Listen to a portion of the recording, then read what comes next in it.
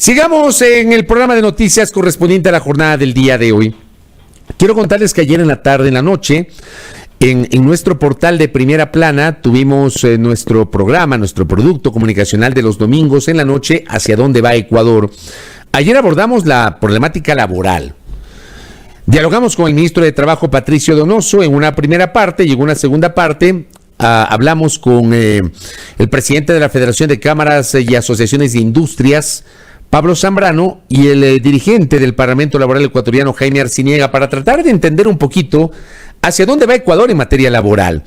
Con base en aquello, le quiero preguntar a nuestra invitada, la doctora Patricia Borja, que nos acompaña en esta mañana. Ella es jurista, especialista en temas de la seguridad social, porque claro, el tema laboral está atado íntimamente a la seguridad social.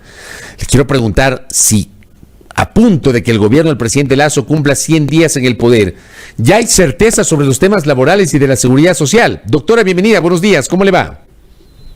Muy buenos días, Fabricio. Un saludo a toda la audiencia y también una felicitación con ocasión del aniversario de este espacio. Muchas gracias, qué amable, muy gentil. Continúen con esta misma labor. Felicitaciones por eso. Gracias a usted, Ahora doctora. Bien, mucho gusto. Ahora bien, en cuanto a la pregunta que usted me ha formulado, y nuevamente muchísimas gracias por la invitación, realmente a lo largo de todo este tiempo del nuevo gobierno, pues se han anunciado, y ya en estos últimos momentos se han anunciado algunas de las propuestas que formarían parte de este proyecto de ley. Pero como anunciaba el día de ayer de igual manera el ministro del Trabajo, pues aún es algo que está en revisión por parte del presidente Lasso.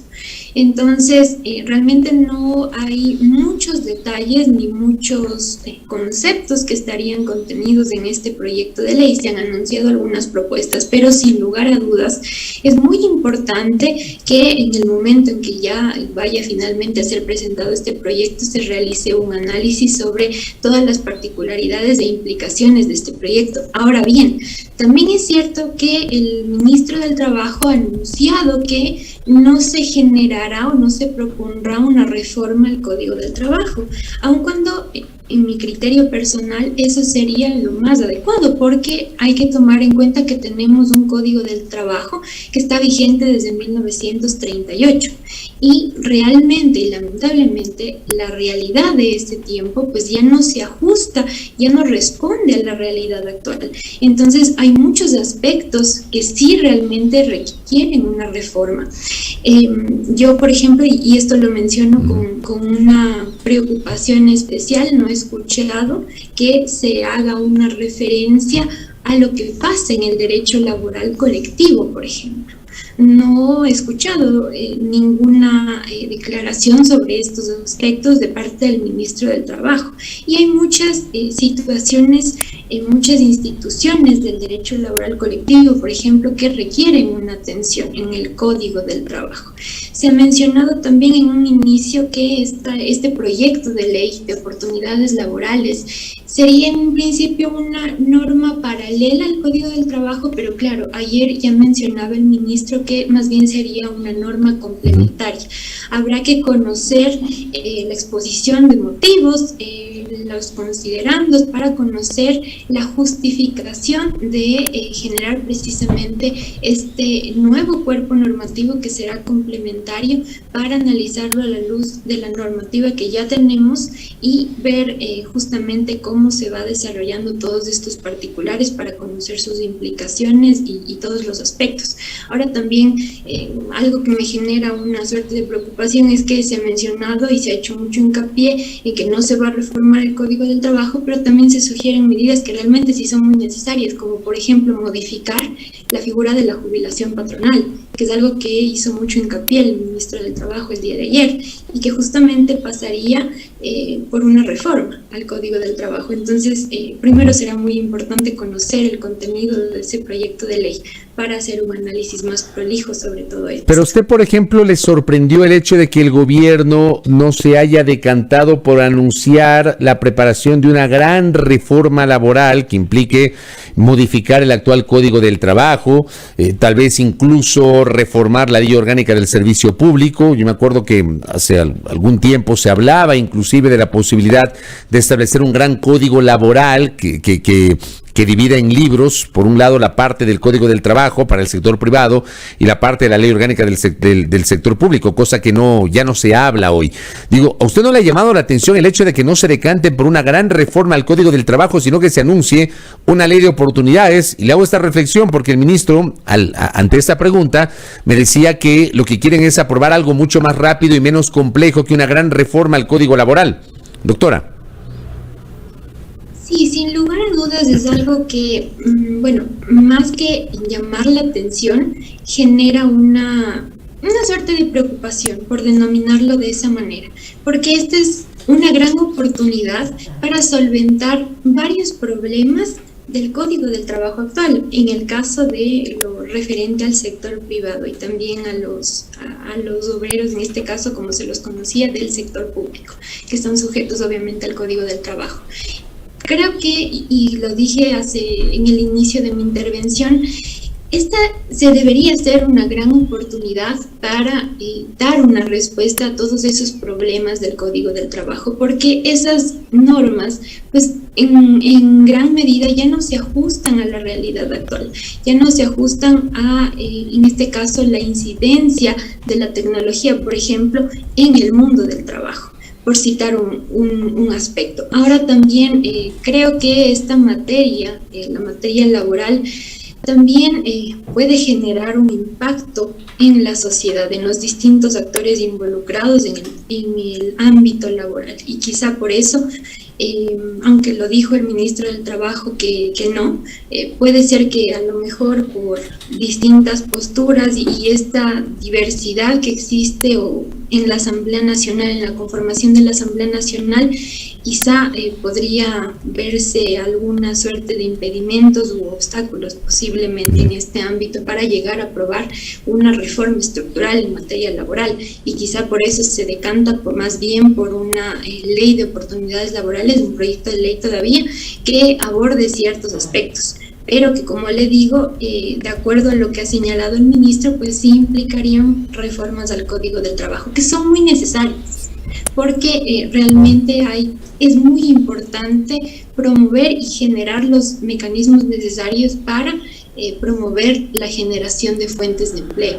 Ahora, Patricio Donoso hizo una aclaración en el programa de ayer que creo yo que sí hay que mencionarla, porque hubo todo un cuestionamiento la semana anterior a partir de una entrevista que el ministro le concedió al portal digital Aposta, donde hablaba del tema de la indemnización, que supuestamente se iba a eliminar la indemnización por despido. Y lo que explicó el ministro, incluso él asegura que los colegas de la Posta lo corrigieron, es que él se refería a regular la indemnización cuando se trata de nuevos emprendimientos, no de las empresas que hoy existen, sino de nuevos emprendimientos con otras reglas. ¿A usted cómo le suena eso? Es decir, de eliminar la indemnización cuando se trata de nuevos emprendimientos. Si un nuevo emprendimiento al año, a los 2 años fracasa, que no tenga el emprendedor la necesidad o la obligación de pagar esa indemnización. ¿Cómo le ve usted esa salida que plantea justamente el ministro Donoso? Creo que y de hecho sí lo escuché en la entrevista que le realizaron en el espacio de La Posta, y justamente él solamente se refería a esta propuesta para el tema de los nuevos emprendimientos. Creo que es algo que debe ser analizado con mucho detalle y además debe estar ligado a un control efectivo del Ministerio del Trabajo. El Ministerio del Trabajo es el ente rector y también ejerce el control en materia laboral para evitar situaciones en las que se generen inobservancias, incumplimientos o excesos en materia laboral, que es algo que realmente pasa en nuestro país. Creo que es una propuesta que puede ser interesante, tomando en consideración que hay muchas estadísticas, muchos sustentos de que los emprendimientos generalmente en gran medida pueden llegar a fracasar. Entonces, generar justamente estas cargas adicionales puede constituirse como un desincentivo para el emprendimiento. Pero claro, debe estar ligado, como lo digo, a un control efectivo del Ministerio del Trabajo. Incluso la Organización Internacional del Trabajo señala para este bienio 2020-2021 como uno de los planes de acción en materia laboral el fortalecimiento de la inspección del trabajo. La OIT habla de una inspección del trabajo renovada, establecer las metodologías y los mecanismos de acción necesarios, capacitar a los inspectores del trabajo, brindarles las herramientas necesarias para que el control pueda ser efectivo. Hay muchos casos en los que las inspecciones del trabajo solo van destinadas a ciertos ámbitos, pero hay otros espacios laborales que realmente no son objeto de inspección en muchos casos, y esto es algo que debe ser modificado, pero esto no parte de una reforma en materia laboral, esto parte de un plan de acción del Ministerio del Trabajo sobre la base de la normativa que ya está vigente. ¿Hay claridad, le pregunto a Patricia Borja, aparte de esto que todavía estamos expectantes porque no sabemos el contenido de la ley de oportunidades, no sabemos si por ahí van a enviar alguna reforma adicional al Código del Trabajo manteniendo la esencia, pero por otra parte, ¿hay claridad sobre lo que va a pasar con la seguridad social, doctora? Ese es un tema igualmente muy importante. La materia de la seguridad social va estrictamente ligada a la materia laboral. Si se genera, como igual lo señalaba el ministro del Trabajo, mayores fuentes de empleo, se puede solventar uno de los problemas que en este mismo momento estamos teniendo. Un nivel de protección social realmente muy bajo en nuestro país. La OIT señalaba en mayo de este año que el nivel de protección social en nuestro país es del 34.8%. ¿Y esto qué significa? Que prácticamente el 70% de la población no tiene acceso a la protección social, no tiene, por ejemplo, un empleo y no puede incorporarse, por tanto, a la seguridad social. Pero también hay otros factores. Realmente el Instituto Ecuatoriano de Seguridad Social es una entidad que más está ligada o relacionada con un esquema laboral, de una relación laboral formal. Entonces, no hay de igual manera esa confianza en la adecuada administración de la institución y en la calidad de los servicios y las prestaciones. No hay unos esquemas realmente atractivos, por denominarlo así, para que, por ejemplo, los jóvenes puedan y decidan vincularse o incorporarse a la seguridad social. Sobre este tema, realmente no hay muchos detalles. El delegado del Ejecutivo ante el Consejo Directivo del IES y el Consejo Directivo en general todavía no han presentado, y creo que sería muy importante, una respuesta realmente y difundir la situación real de la institución. Y claro, realmente la toma de decisiones en materia de seguridad social parte por el involucramiento de todos los actores en materia de seguridad social, los trabajadores, los empleadores y el gobierno.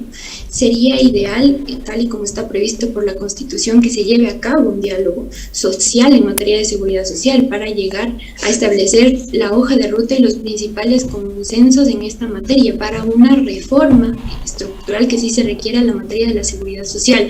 Pero sobre ese campo en específico todavía no hay una respuesta de parte del gobierno. Se han anunciado ya una propuesta de forma concreta de parte del gobierno del presidente Lasso, como lo es constituir un fondo en el que irían destinados algunos recursos quizá de un área petrolera, pero es algo que todavía no está definido.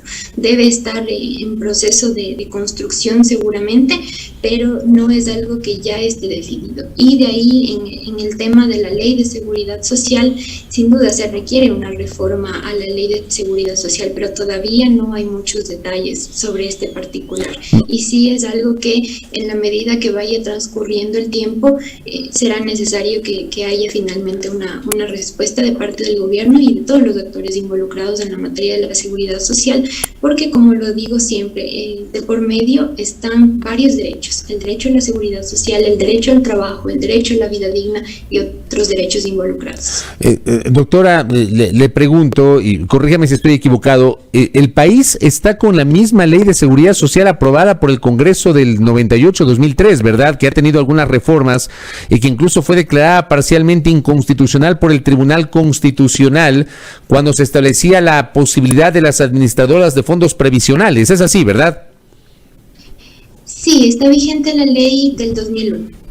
Ha sido reformada en algunos artículos, pero no ha habido una reforma estructural. Y justamente como usted lo señala, hay varios de artículos que por disposición del Tribunal Constitucional de esa época, a través de una resolución que fue publicada recién en el año 2005, pues no pudieron ser aplicados. Por ejemplo, en lo que respecta al sistema de pensiones, que se previó un sistema mixto, combinando dos pilares, el pilar de solidaridad intergeneracional y el pilar de ahorro individual obligatorio, que sí, justamente este último pilar debía ser administrado por las EDAPs, las empresas adjudicatarias del ahorro previsional.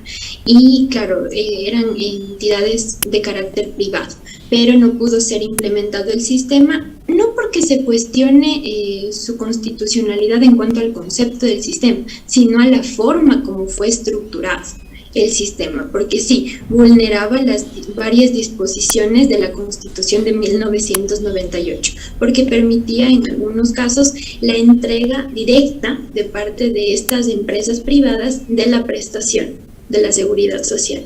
Y esto es algo que no se ajustaba precisamente a lo que estaba previsto por la Constitución de 1998.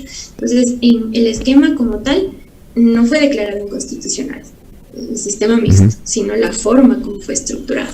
Ya, y con la Constitución actual, la vigente, la de Montecristi, ¿se puede dar paso al sistema mixto o eso está cerrado totalmente, doctora? Podría darse paso a ese sistema. Las inversiones o el encargado de las inversiones de los fondos previsionales, en este caso del banco, del Instituto Ecuatoriano de Seguridad Social, seguramente analizando la propuesta y sobre la base de varios insumos técnicos y también sobre la base de una reingeniería total del BIES, porque hay muchos problemas en el banco del Instituto Ecuatoriano de Seguridad Social, ese pilar podría ser administrado por el Banco del Instituto Ecuatoriano de Seguridad Social. Entonces no habría ninguna vulneración al principio, al sistema de seguridad social tal y como está previsto en la Constitución, como universal y público, y conformado obviamente por instituciones públicas. Entonces no habría que analizar esta propuesta realmente, pero podría ser orientada en este sentido. Le hago esta pregunta porque, claro, hay algunos mensajes generados en los últimos tiempos de que el IES está mal, de que el Fondo de Salud está al borde de la quiebra, de que el Fondo de Pensiones no da sino para unos pocos años, y hay gente que asocia estos anuncios o estas advertencias con una supuesta intención de privatizar la seguridad social. ¿Usted cómo percibe eso, doctora? Sobre ese tipo de declaraciones, creo que es muy importante que la ciudadanía tome muy en cuenta lo que está previsto por la Constitución. A mí realmente me causa mucha preocupación cuando escucho en muchos espacios esta frase: se está allanando el camino para privatizar la seguridad social. Siempre en muchos espacios hay muchas personas que suelen realizar esta afirmación, y hay que tomar en cuenta lo que está previsto por la Constitución. El sistema de seguridad social es universal y público y no podrá ser privatizado, es lo que está previsto en la Constitución, y sobre la base de ese marco normativo hay que proceder. Ese es el límite, ese es el candado a nivel constitucional que está previsto en materia de seguridad social, que es algo que, claro, no ocurría en la Constitución de 1998, porque sí se permitía de forma expresa la participación del sector privado en la seguridad social, y claro, también el público. Pero en este caso, únicamente se ha estructurado un sistema de seguridad social universal y público. Y creo que sobre la base de eso es muy importante tomar en cuenta este precepto constitucional para realmente generar una especie de tranquilidad en la población, pero también es muy importante que la población esté más involucrada en la situación de la seguridad social, porque en este mismo momento no existe una confianza por todos estos años de un manejo que no ha sido técnico, del Instituto Ecuatoriano de Seguridad Social en la institución y en la calidad de los servicios y de las prestaciones. Y estas son situaciones que deben ameritar varias medidas para que puedan ser solventadas. Y también, sobre todo los informes que han sido publicados tanto por la OIT, por el Banco Mundial, creo que deben ser vistos más allá de que cada uno de ellos es más desalentador que el otro, deben ser vistos como alarmas frente a la situación que enfrenta la seguridad social, que es resultado de varias falencias a nivel normativo, del manejo no técnico al que ha sido sometida la institución por varias reformas legales sin sustento, reformas reglamentarias de igual manera sin un sustento técnico, pero deben ser vistas como alarmas y como mecanismos que deben permitir la toma de decisiones para dar una respuesta a la población y también justamente al final garantizar el derecho a la seguridad social. Correcto. Doctora, le agradezco por estos aportes sobre la situación laboral y la situación del Seguro Social, expectantes de lo que define el gobierno en esa materia. Muy amable, que tenga un buen día. Gracias, igualmente. Muchas gracias por la invitación. Un buen día. A usted, a la doctora Patricia Borja, ella es jurista, especialista en los temas de la seguridad social, conversando aquí en A Primera Hora justamente sobre la situación que al momento enfrenta nuestro país en esta materia, ¿no? Expectantes, como digo, de las decisiones que adopte el Estado ecuatoriano, el gobierno, a través del envío de reformas a la Asamblea Nacional, a la ley de oportunidades, que va a pasar con el Seguro Social. Bueno, antes de la pausa le envío un saludo desde Imbabura, ¿no? Al querido Celso Maldonado. ¿Cómo le va, Celso? Gracias por esas palabras. Nos felicita por los 11 años al aire. Igualmente al colega periodista y amigo Cristian Salinas, que nos había escrito felicitándonos por los 11 años.